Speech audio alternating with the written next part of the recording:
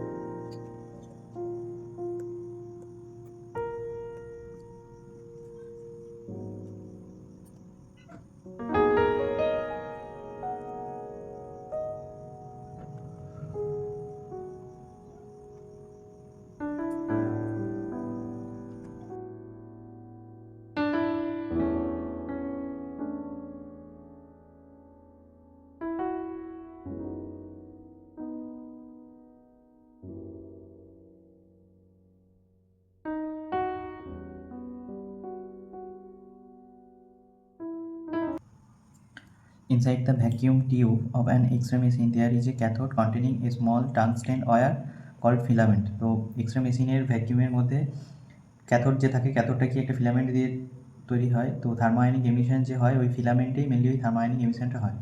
কীভাবে হয়? An electrical current, যেটাকে আমরা ফিলামেন্ট কারেন্ট বলে থাকি, is pass through this wire.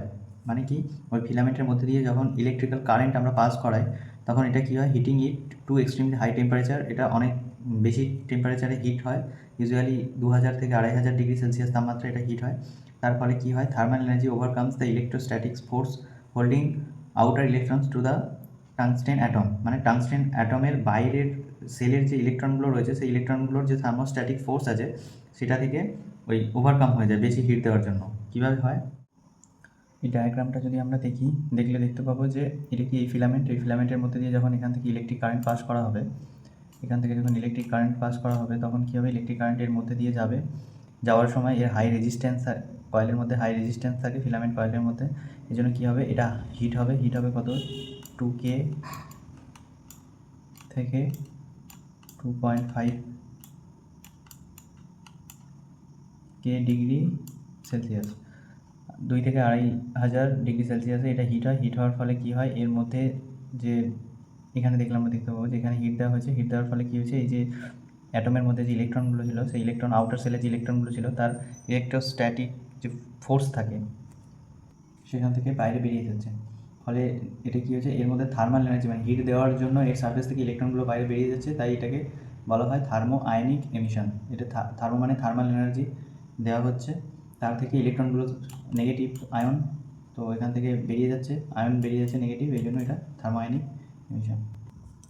Thermostatic ফোর্সটা কি, একটা অ্যাটমের মাঝখানে একটা নিউক্লিয়াস থাকে, নিউক্লিয়াসের চারপাশে কী থাকে, ইলেকট্রনগুলো ঘুরতে থাকে।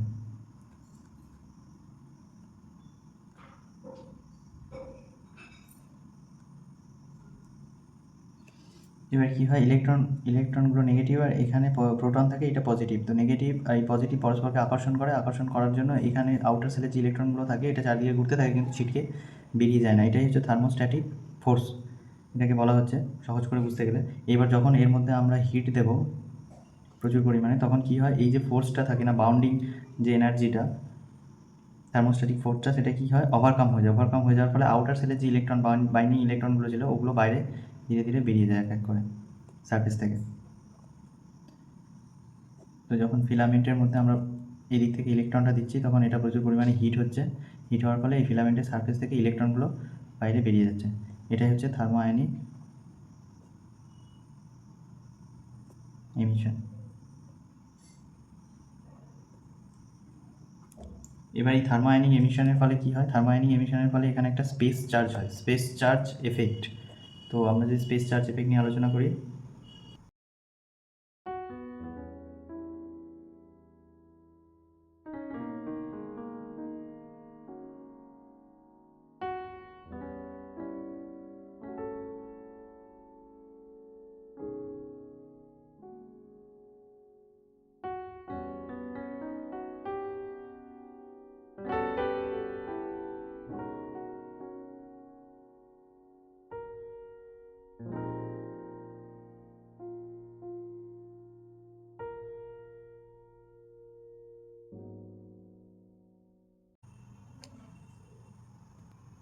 তাহলে দেখব the electron emitted by heating it are also negative, hence after a length of time further emission of electron from the cathode is prevent by those already present. তার মানে আমরা থার্মোআয়নিক এমিশনে কী দেখলাম? থার্মোআয়নিক এমিশনে দেখলাম যে ক্যাথোড যে ফিলামেন্টটা আছে, ক্যাথোড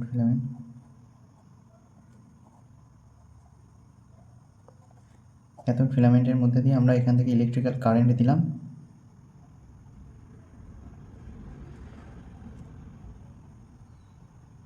দেওয়ার ফলে কী হলো, এইটা যে ফিলামেন্টটা আছে ফিলামেন্টটা এক্সট্রিমলি হিট হলো। এক্সট্রিমলি হিট হওয়ার ফলে এখান থেকে ইলেকট্রনগুলো সারফেস থেকে বেরিয়ে গেল থার্মোআয়নিক এমিশন দ্বারা। এবার কি একটা নির্দিষ্ট সময় পর ইলেকট্রনগুলো যখন বেরিয়ে গেল তখন একটা নির্দিষ্ট সময় পর আমরা দেখব যে এখানে একটা ইলেকট্রিকের ক্লাউড তৈরি হবে।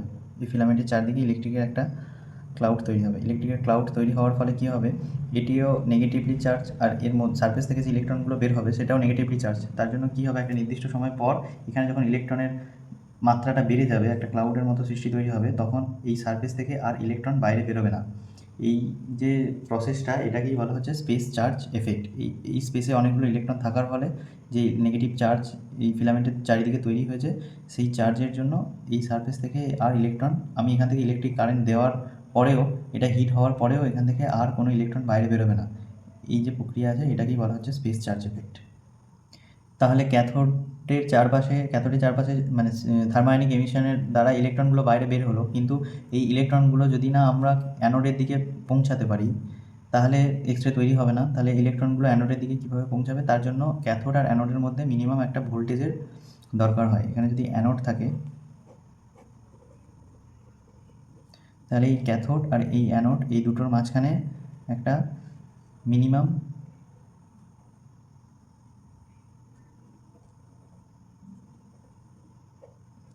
একটা ভোল্টেজের প্রয়োজন। সেই ভোল্টেজটা যদি আমরা দিই তাহলেই ক্যাথোড আর অ্যানোডের মধ্যে একটা পোটেনশিয়াল ডিফারেন্স তৈরি হবে, এবং পোটেনশিয়াল ডিফারেন্স তৈরি হওয়ার পরেই এখান থেকে ইলেকট্রনগুলো এইদিকে যেতে থাকবে। আমরা যদি এই ডায়াগ্রামটা লক্ষ্য করি তাহলে দেখতে পাবো যে এটা হচ্ছে ক্যাথোড, এখানে ফিলামেন্টটা আছে, থার্মোআয়নিক এমিশন দিয়ে এখানে ইলেকট্রনগুলো থার্মোআয়নিক এমিশন দ্বারা বাইরে বেরিয়েছে, বাইরে বেরিয়ে এখানে একটা ক্লাউড তৈরি হয়েছে, ইলেকট্রনের ক্লাউড। এই ক্লাউডের জন্য আর এখানে ইলেকট্রন দেওয়ার পরেও এখান থেকে ইলেকট্রিক দেওয়ার পরেও এই সারফেস থেকে ইলেকট্রন আর বাইরে বেরিয়ে আসছে না।